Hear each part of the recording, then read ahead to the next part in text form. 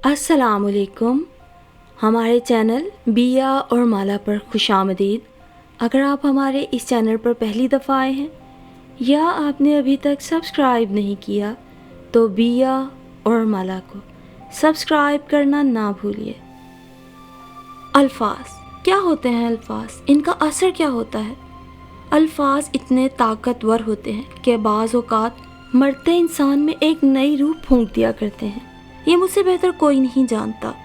तो बाज़ औक़ात लोग ऐसे अल्फाज इस्तेमाल करते हैं, इंसान को कैसे छलनी करता है अपने जहरीले अल्फाज से, और फिर अगर उसे एहसास हो भी जाए अपनी गलती का तो माफ़ी मांगना कितना मुश्किल होता है, ये भी मैं बहुत अच्छी तरह जानती हूँ। और इस सब की वजह है शाहिदा खातून जब मेरी माँ बनी तो मेरी उम्र उस वक्त 13-14 वर्ष थी। और जज्बाती उतार चढ़ाव का ये वो ज़माना होता है जब किसी के लिए मोहब्बत या नफ़रत के जज्बात आपकी शख्सियत पे बड़े गहरे रंग छोड़ जाते। मुझसे बड़े 2 जुड़वा भाई थे, बिलाल और तलाल। यूँ तो मेरे अम्मी और बाबा की जोड़ी को चांद सूरज की जोड़ी कहा जाता था। अम्मी हसीन थी तो बाबा उनसे भी ज़्यादा हसीन। बाबा और अम्मी में इख्तिलाफ हमेशा से था। वजह अम्मी की हद से बढ़ी हुई खुदसरी और ज़िद्दी तबीयत थी।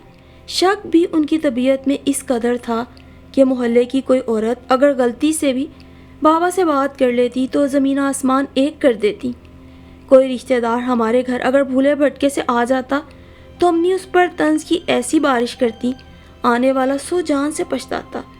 ऐसा कोई ही दिन होता जब अम्मी बाबा से लड़ी ना हो या हम में से किसी को मारा ना हो। औलाद के साथ भी उनके रवैये में कोई ख़ास मोहब्बत, नरमी या लचक न थी। वो छुट्टी का दिन था। अम्मी हस्बे रवायत बाबा से लड़ रही थी। बाबा की गलती क्या थी? एक रोज़ पहले वो चचा के घर गए थे और अब अम्मी उनके पूरे ख़ानदान के लत्ते ले रही थीं कि वो बाबा की कमाई खाते हैं। ये कुछ हद तक यूँ ठीक भी था कि बाबा एक सरकारी मुलाजिम थे, एक मिल में अच्छे ओहदे पे काम कर रहे थे, जबकि मेरे बाकी चचा मुआशी तौर पर इतने मुस्तहकम न थे। इसलिए बाबा हर माह अपनी तनख्वाह में से कुछ ना कुछ जेब खर्च की सूरत अपने भाइयों को दिया करते थे। बाबा इसे अपना फ़र्ज समझते थे, जबकि अम्मी के लिए उनका ये इक़दाम इंतहाई काबिल नफ़रत और नाकाबिल बर्दाश्त होता। और बाबा के रिश्तेदारों से नफ़रत की बहुत हद तक वजह भी यही थी। अम्मी को लगता था वो सब सिर्फ बाबा को खाने के लिए उनके साथ चिपके हुए हैं। यूँ तो पूरा महीना ही अम्मी किसी ना किसी बात पर बाबा से उलझी रहती थी, मगर महीने के शुरू की तारीखों में तो घर में ऐसी जंग छिड़ती थी कि हम सब बच्चे सहम कर अपने कमरों में बंद हो जाया करते थे।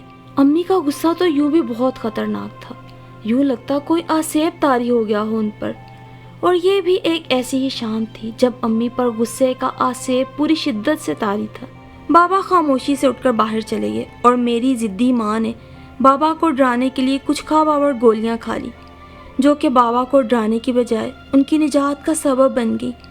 और अम्मी की ज़िंदगी का ख़ात्मा खुद उन्हीं के हाथों हो गया। अम्मी की मौत का वो दिन आज भी मेरी याददाश्त में ताज़ा है। कैसी अजीब ज़िंदगी और इबरतनाक मौत। औरतें मैयत के गिर्द बैठी मरने वाली की कम अक्ली पर हैरान थी कि जिसे इस इंतहाई कदम में अपने बच्चों का भी ख्याल ना आया। कोई एक आंख भी तर न थी। हम तीनों बहन भाई भी उदास से ज़्यादा परेशान थे। अम्मी के माँ बाप ही ना थे। दोनों भाई बाहर सेटल थे और वाहिद बहन लाहौर में। खाला ने आते ही अम्मी के अंदाज में दुपट्टा सर से बांध कर बयान किए, जिससे कोई मुतासिर ना हुआ और किसी ने भी खाला को चुप कराने या दिलासा देने की कोशिश ना की। और फिर पल्लू उठा कर उन्होंने बाबा को खूब बददुआएं दी और अम्मी को दफनाते ही वापस भी चली गई। मेरी याददाश्त में वो पहली रात थी जब किसी लड़ाई फसाद कोसनों के बगैर चांद हमारे आंगन में झांका था। अम्मी के मरने के 2 माह बाद ही शाहिदा खातून हमारे घर आ गई। गहरी रंगत, आम से नकूश, दरमियाने कद, खूबसूरती का कोई रंग भी उनके अंदर ना था। बाबा जैसे खूबसूरत आदमी के साथ खड़ी वो इतनी ही बुरी लग रही थी जितनी मेरी अम्मी खूबसूरत लगती। मेरे बड़े दोनों भाई बाबा की तरह थे, सुख चैन के दरख्त की तरह, लचकदार, नरम मिजाज। भाई बिलाल और तलाल ने कदरे झिझक कर और सिमट कर आहिस्ता से शाहिदा को सलाम किया तो उन्होंने प्यार से दोनों को अपने बाजुओं में समो लिया। मैं एक कोने में खड़ी ये सब कुछ देख रही थी।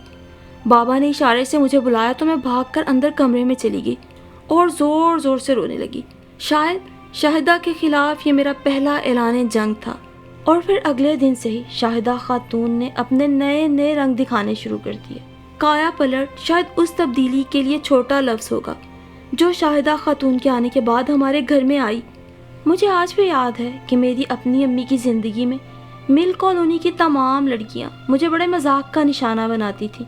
رانیہ، تمہارا گھر تو کوئی بھوت بنگلہ لگتا ہے، سیاہ دیواریں، کبھی کے لگائے گئے پودے جو اب جھاڑ جھنکار بن چکے تھے، کائی زدہ میلا سا فرش، باورچی خانے کی دیواروں پر پکے ہوئے ہر کھانے کے نشان، الماری سے جھانکتے ہوئے بدرنگ پھٹے ہوئے کپڑے، سوتیلی اولاد کے ساتھ ساتھ سوکن کا چھوڑا یہ بدحال گھر بھی شاہدہ خاتون کے لیے ایک امتحان ثابت ہوا، اور اس امتحان کو پاس کرنے کے لیے شاہدہ خاتون بھی پوری تندہی سے جت گئی۔ شاہدہ نے سب سے پہلے دونوں بھائیوں کی مدد سے کچرا کاٹ کباڑ، ٹوٹے ہوئے برتن، بیکار کپڑے گھر سے باہر کیے، باہر صحن کو مالی سے صاف کروایا، جہاں جھاڑ جھنکار کی بجائے مختلف خوبصورت پھولوں کی پنیریاں لگا دی گئیں تو دیواروں پر مختلف جگہ پر خوبصورت پھولوں کی بیلیں چڑھا دی گئیں، دیواروں پر کلئی کروائی، فرش کو نہ جانے کتنے دن لگا کر میل اور کائی کی تہوں سے برآمد کیا، گھر کی ترتیب از سر نو کی، ہمیشہ کا تعفن زدہ بد نصیب مکان اب واقعی اجلا ہوا روشن گھر لگ رہا تھا، جیسے عشق اور مشق چھپائے نہیں چھپتے۔ شاہدہ خاتون کے سلیقے کے بھی دور دور چرچے ہونے لگے، برسوں کے بھولے ہوئے رشتہ داروں نے بھی شاہدہ خاتون کے اچھے رویے کی باعث ہمارے گھر کی طرف رخ کیا، ہر کوئی شاہدہ کے گن گا رہا تھا۔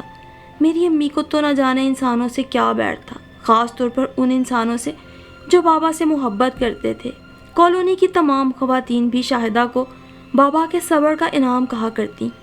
ہر چیز ایک پرسکون زندگی کی طرف جا رہی تھی۔ اگر میں نہ ہوتی، خوبصورتی، ضد، بے وقوفی میں اپنی ماں کی کاپی تھی۔ شاہدہ جتنا میرے نزدیک ہوتی میں اتنا ہی دور، ان کے ہاتھ کے پکے ہوئے کھانے کھاتی، دل میں تعریف بھی کرتی، لیکن چہرے پر بے انتہا بیزاری طاری رکھتی۔ صاف دھلا ہوا یونیفارم جب استری ہو کر میری الماری میں آ جاتا تب بھی میرا دل ان کے لیے نرم نہ ہوتا۔ اپنے دونوں بھائیوں کی طرح ان کو کبھی میں امی نہ کہہ سکی، صرف آپ سے کام چلا لیتی۔ بابا اور بھائیوں کے ساتھ تو میں خوب باتیں بھی کرتی تھی، مگر شاہدہ سے بات کرنے کو میرا دل نہیں چاہتا تھا، اور کسی نے بھی گھر پر میری شاہدہ خاتون سے بیزاری کو یا تو زیادہ محسوس نہیں کیا یا پھر جان بوجھ کر میرا دل ان کی طرف سے صاف کرنے کی کوشش نہ کی۔ سب کو لگتا تھا وقت کے ساتھ ساتھ میں خود ہی ٹھیک ہو جاؤں گی، اور شاید سب ٹھیک ہو بھی جاتا۔ محبت تو پتھر کو پانی کر دیتی ہے۔ میں تو اندر سے بزدل اور پیار کی بھوکی ایک تنہا لڑکی تھی۔ اگر میری خالہ کے طویل خطوط مجھے ہدایت ناموں کی صورت میں نہ ملا کرتے، وقت کے تھال میں دن سکے بن کر گرتے رہے۔ میرے دونوں بھائی BA کر کے بابا کے ساتھ ہی مل میں ملازم ہو گئے۔ یہ وہ زمانہ تھا جب اللہ کے بندے تھوڑے رزق پر بھی خوش رہا کرتے تھے، خواہشوں کے بے ہنگم انبار نہ تھے۔ میں ایک اچھی شاعرہ ہو سکتی تھی، ایک اچھی مصورہ ہو سکتی تھی، اگر جو نفرت اور ضد آکاش بیل کی طرح میرے وجود کو بنجر نہ کر دیتے۔ شاہدہ خاتون بھی نہ جانے کس ڈھیٹ مٹی سے بنی ہوئی تھی۔ ان کا رویہ ان گزرتے سالوں اور میری بدسلوکی کے باوجود بھی میرے ساتھ بالکل ایک ماں جیسا تھا۔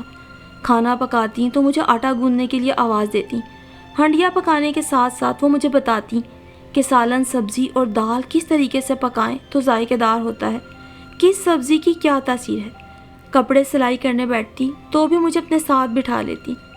سیکھنے کا وصف اور ذہانت تو میرے اندر قدرتی طور پہ تھی، اس لیے شاہدہ خاتون جو چیز مجھے ایک دفعہ بھی بتاتی میرے ذہن نشین ہو جاتی، مگر میں ظاہر یوں کرتی جیسے میں جبر اور زبردستی میں ہی یہ سب سیکھ رہی ہوں۔ وہ سویٹر بنتی تو ساتھ ساتھ مجھے گھٹاؤ بڑھاؤ سمجھاتی، کڑھائی لے کر بیٹھتی تو فریم مجھے تما کر خود مجھے بتاتی رہتی۔ غرض کہ جب میں نے FA کیا تو میں گھریلو امور میں طاق ایک مکمل لڑکی تھی۔ FA کے بعد میں نے BA کے لیے لاہور جانے کی خواہش کر ڈالی، کیونکہ بورے والا میں کوئی ڈگری کالج نہیں تھا۔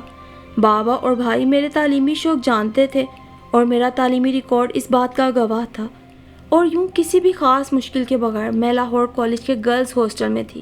بورے والا کی ٹھہری اور محدود زندگی کے مقابلے میں لاہور گویا ایک لامتناہی سمندر تھا۔ لاہور آتے ہی میرے خالہ سے رابطے مزید بڑھ گئے۔ وہ اور ان کی بیٹیاں بڑی باقاعدگی سے مجھ سے ملنے بھی آتی۔ مہینے میں ایک آدھ بار میں بھی ان کے گھر چلی جایا کرتی، اور وہیں 4th ایئر کے شروع میں میری ملاقات عاصم سے ہوئی، جو کہ خالہ کے دور پار کے سسرالی عزیز تھے۔ کاش محبت کوئی اختیاری جذبہ ہوتا تو شاید انسان اس کی تنابیں کھینچتا، یہ تو بس خود بخود دل میں اتر جاتی ہے اور انسان کو خبر بھی نہیں ہوتی۔ خالہ اور ان کے گھر والوں نے ہماری پوری حوصلہ افزائی کی، ہر موڑ پر اپنے تعاون کا یقین دلایا۔ مجھے احساس تھا کہ اپنی تمام تر نرم مزاجی اور روشن خیالی کے باوجود بھی بابا یا بھائی کبھی بھی میرا رشتہ خالہ کے سسرال یا ان کے گھرانے کے کسی بھی فرد سے نہیں کریں گے۔ یہ سوچ کر میں اپنے آپ پر پہرے بٹھاتی کہ عاصم سے نہیں ملنا، لیکن جیسے ہی عاصم کا فون آتا میں اپنے آپ سے ہار جاتی۔ ایسے ہی سلسلوں میں پتہ ہی نہ چلا 2 سال کا طویل عرصہ ریشم کی طرح ہاتھوں سے پھسل گیا، اور میری واپسی بھیگی آنکھوں کے ساتھ بورے والا ہوئی۔ گھر میں بھائیوں کی شادیوں کی تیاریاں تھیں، دونوں کی منگنیاں چچا کے گھر ہو چکی تھیں، بابا ریٹائرمنٹ لے چکے تھے، ان کا مکان طلال بھائی اور سابقہ والا بھائی بلال کو الاٹ ہو گیا تھا۔ مل کی انتظامیہ سے اجازت لے کر بیچ کی دیوار گرا کر دونوں مکانوں کو ایک کر لیا گیا۔ شاہدہ میرے آنے سے بہت خوش تھی۔ لاہور کے 2 سالوں میں خالہ نے شاہدہ سے میری نفرت کو 2 چند کر دیا تھا۔ میں اپنے اور عاصم کے خیالات میں اتنی الجھی رہتی تھی کہ اپنے بھائیوں کی متوقع شادی سے بھی کوئی دلچسپی نہ رہی۔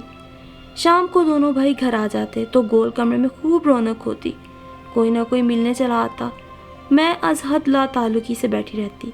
خاندان بھر میری عادتوں سے بہت اچھی طرح واقف تھا، لہٰذا مجھ سے کوئی کم ہی مخاطب ہوتا۔ شاہدہ میری طرف سے بہانے بناتی رہتی کہ تھکی ہوئی ہے، صبح سے کام کر رہی تھی۔ سننے والے کے چہرے پر لکھا ہوتا، ایسا کوئی دن اس گھر کی تاریخ میں بھی آیا بھی نہیں کہ اس کا موڈ اچھا ہو۔ میں نے تمام عمر کسی کی پرواہ کم ہی کی تھی، اور وہ اوائل جنوری کی ایک سرد شام تھی جب شاہدہ نے مجھے بتایا کہ وہ اور بابا بھائیوں کی شادی کی تاریخ طے کرنے جا رہے ہیں۔ شاہدہ کے سانولے رنگ میں خوشیوں کا عکس بہت گہرا تھا۔ وہ لوگ ابھی گئے ہی تھے کہ عاصم کا فون آ گیا۔ عاصم کے گھر والے اس کے لیے میرا رشتہ مانگنے کو تیار نہ تھے۔ اس کی ماں اپنی بہن کی بیٹی سے بچپن میں ہی اس کا رشتہ پکا کر چکی تھی، لہٰذا ان میں سے کوئی بھی ہمارے گھر رشتہ مانگنے کو تیار نہ تھا، اور عاصم نے کہا تھا کہ ان کے جذبے سچے ہیں، اس لیے کل وہ خود آ کر میرے بابا سے میرا ہاتھ مانگیں گے۔ اور پھر ہوا بھی وہی۔ اگلے ہی دن عاصم آ گئے۔ بابا نے اپنی فطری شرافت کی وجہ سے ان کو سہولت سے انکار کر دیا، پر بابا اور بھائی مجھ سے کھچے رہنے لگے۔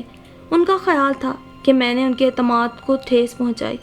وہ خالہ جو ان کے بابا کو پسند نہیں کرتی، میں ان کے خاندان میں بیاہ کر جاؤں گی تو کل کو میرے باپ اور بھائی مجھے کیسے مل پائیں گے؟ بابا اور بھائیوں کی نگاہوں میں میرے لیے غصہ ہی غصہ تھا۔ انہوں نے مجھ سے بات بھی کرنا چھوڑ دی، میرے گھر سے نکلنے پر پابندی لگا دی۔ شاہدہ مجھے سمجھاتی، ایسی شادیوں کے انجام اچھے نہیں ہوتے، عزتوں کے واسطے دیتی، آنے والے وقت سے دہلاتی، پر میں نے بھی ایک خاموشی پکڑ لی۔ دل تھا کہ ضدی بچے کی طرح بس عاصم ہی کی رٹ لگائے ہوئے تھا۔ اور پھر وہ 2 فروری کا ٹھنڈا اور کوہر آلود دن تھا جب خالہ کی بیٹی راحیلہ کا فون آیا، اور شاہدہ نے میری کسی سہیلی کا سمجھ کے مجھے پکڑا دیا۔ حالانکہ ان دنوں میرے فون سننے پر بھی پابندی تھی، اس لیے کہ بابا سمجھتے تھے کہ یہ سب خالہ کی چال ہے، وہ مجھے اپنے سسرال میں بیاہ کر بابا سے بدلہ لینا چاہتی ہیں، تمام عمر مجھے بابا سے نہیں ملنے دیں گی۔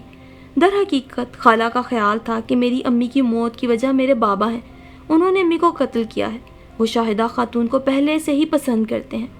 شاید شوگر اور بلڈ پریشر کی طرح بدگمانی بھی ایک خاندانی اور موروثی بیماری ہے جو امی کے بعد اب خالہ کو لگ چکی تھی، اور میں بابا کی کسی بھی بات کی پرواہ کیے بغیر اندھا دھند عاصم کی محبت میں بھاگی چلی جا رہی تھی۔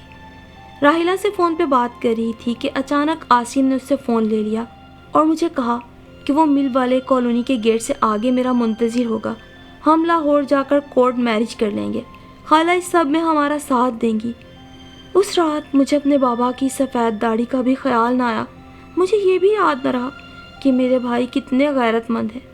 شاہدہ کی محبت کی کوئی رمق میرے دل میں نہ جاگی، ماضی کا کوئی لمحہ میرے پیروں کی زنجیر نہ بن سکا۔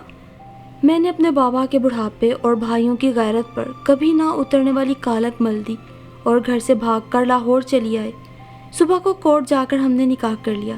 اس کے بعد خالہ نے بھی آہستہ آہستہ ہم سے تعلق قطع کر لیا۔ بقول خالہ کے ان کے سسرال کا معاملہ تھا، کیونکہ عاصم کے ماں باپ پورے خاندان میں خالہ کو ہی ذلیل کر رہے تھے۔ میں اور عاصم نئی زندگی کی شروعات بغیر کسی دعا کے کر چکے تھے۔ برے والا ہمارے گھر اس رات کے بعد کبھی کوئی صبح ہوئی بھی کہ نہیں، مجھے اس کا کوئی علم نہ تھا۔ عاصم کی شادی کا علم ان کے گھر والوں کو ہو چکا تھا، لیکن اس طرف بھی خاموشی تھی، ایسی خاموشی جو کسی آنے والے طوفان کا پیش خیمہ ہوتی ہے۔ اور یہ خاموشی ایک صبح عاصم کی ماں نے ہمارے گھر آ کر توڑی۔ انہوں نے گیٹ پر کھڑے ہو کر ہی ایسا واویلا مچایا، مجھے ایسے ایسے تانے اور کوسنے دیے کہ پورا محلہ ہمارے گھر کے باہر جمع ہو گیا۔ جس قدر کیچڑ انہوں نے میری ذات پر اچھالا وہ تو میں سہ گئی، لیکن میرے باپ اور بھائیوں کی جس برے طریقے سے انہوں نے کردار کشی کی، میری مری ہوئی ماں کی خودکشی کے قصے کو بھی انہوں نے اپنا من چاہا رنگ دے دیا کہ میری ماں کسی اور کے عشق میں مبتلا تھی۔ باپ کو پتہ چل گیا، رنگے ہاتھوں پکڑ لیا، اسی لیے اس نے گولیاں کھا کر خودکشی کر لی۔ پورے برے والا کی بدنام ترین عورت تھی اس کی ماں، جیسی کوکو ویسے بچے، ماں کی طرح کی اس کی خالہ ہے۔ ہمارے امیر بیٹے کو دیکھ کر بہانے بہانے سے گھر بلایا اور بھانجی کے ساتھ اس کی سیٹنگ کرا دی۔ ہائے میرا معصوم بچہ کس مکار کے جال میں پھنس گیا۔ تبھی جھولی اٹھا کر آسمان کی طرف منہ کر کے رونے لگی، اللہ تجھ کل موہی کو بیٹی دے، وہ بھی جوان ہو کر یوں ہی تیرا منہ کالا کرے، اور پھر تجھے پتا چلے ایک ماں کے دل پہ کیا گزرتی ہے۔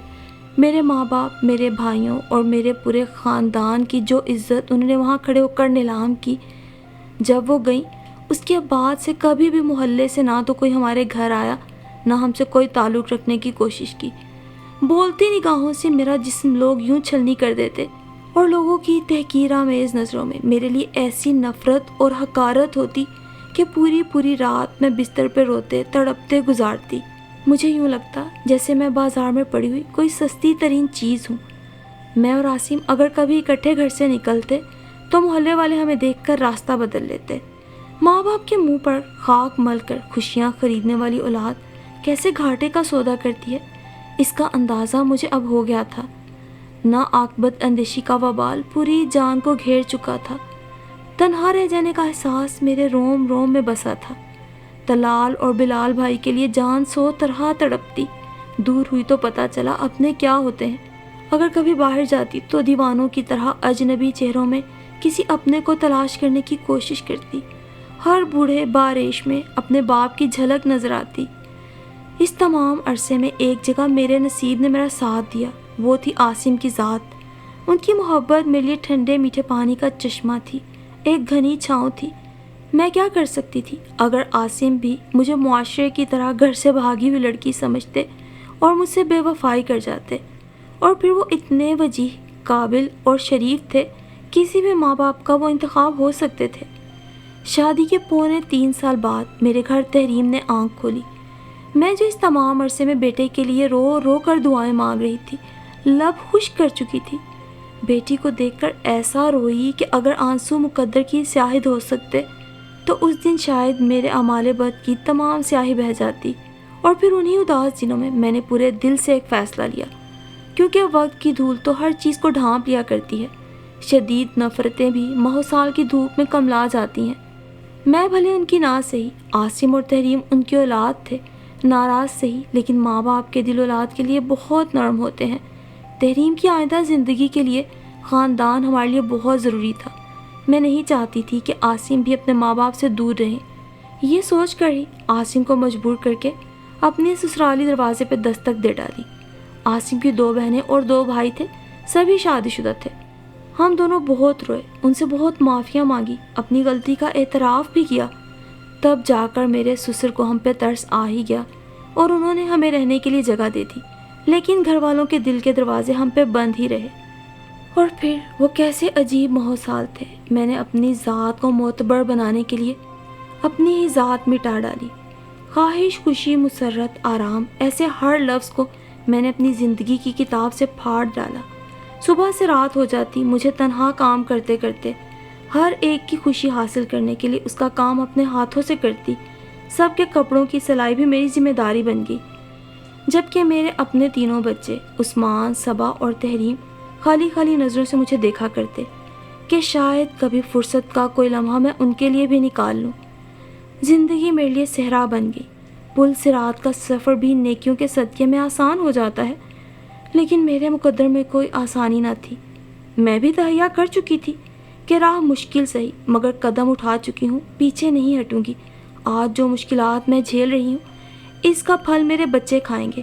ان کی ماں کو ان کے سسرال میں عزت ملے گی تو بچے بھی سر اٹھا کر چل سکیں گے۔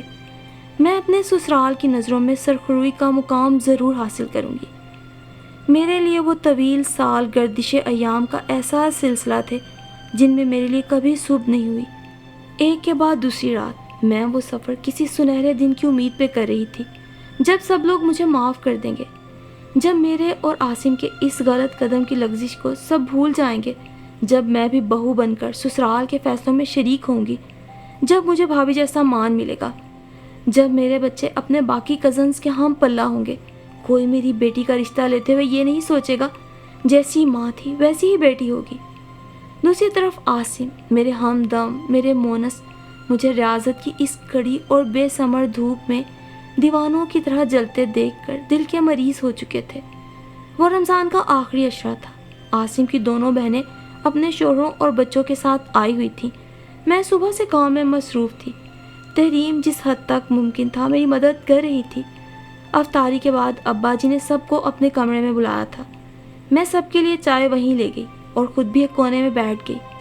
تبھی ابا جی نے اعلان کیا تھا کہ میں نے اپنے بیٹے عاصم کا بہت حق مارا ہے۔ کتنی اچھی لڑکی ہے رانیہ، میں نے اس کے ساتھ کتنی ناانصافی کی۔ اب میں عاصم اور رانیہ کے لیے علیحدہ بنگلہ خرید چکا ہوں۔ میری سانس ہمیشہ کی طرح گرجنے برسنے لگی۔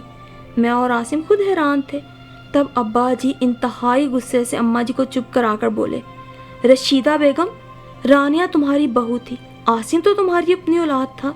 تمہارے سلوک نے میرے سب سے چھوٹے بیٹے کو وقت سے پہلے سب سے زیادہ بوڑھا کر دیا۔ کیسی کیسی مشکلات نہ سہیں اس نے۔ باپ دادا کا اتنا وسیع کاروبار ہونے کے باوجود میرے بچے نے سڑکوں پہ جوتیاں چٹکائی ہیں، مزدوریاں کی ہیں۔ افسوس کہ مجھے بھی بہت دیر سے اس سب کا خیال آیا، اور اب میں کچھ سننا نہیں چاہتا۔ بچوں، تم لوگ اپنی پیکنگ شروع کر لو، جلد ہی تم لوگ الگ گھر میں شفٹ ہو جاؤ گے۔ مجھے معاف کر دینا میری تمام زیادتیوں کے لیے۔ اللہ تمہارا حامی و ناصر ہو۔ اور بس پھر تیاریاں شروع ہو گئی۔ شفٹنگ کے لیے جو ہمارا تھوڑا بہت سامان تھا پیک کر لیا۔ اس کے بعد کی داستان بہت مختصر ہے۔ اب تو اس بات کو بھی بہت برس بیت چکے ہیں۔